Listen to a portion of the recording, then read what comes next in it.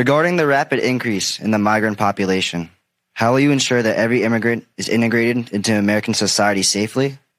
What benefits and subsidies will you provide them with, and how long will these benefits and subsidies last for an individual? Most importantly, will the American citizens' taxes pay for these benefits and subsidies? And if so, how much money will be allocated? Well, thank you, Jackson. Let's start with this. America's immigration system is broken and it needs to be fixed. And it's been broken for a long time. And part of what we need to do is always prioritize what we need to do to strengthen our border. I will tell you, I'm the only person in this race among the two choices that voters have. I've personally prosecuted transnational criminal organizations in the trafficking of guns, drugs, and human beings.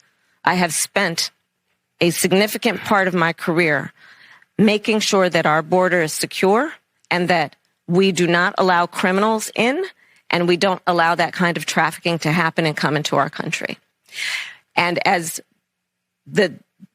my opponent has proven himself, he would prefer to run on the problem instead of fix the problem. Well, I'll just tell you what I'm hearing from people who I have been talking to. If her goal was to close the deal, they're not sure she did that. You know, some people have asked, is she being held to a different standard?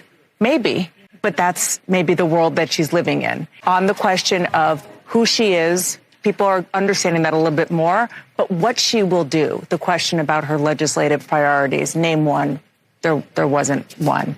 You know, some more of her personality and her sort of character questions about your weaknesses or what mistakes did you make? Not necessarily the answers there.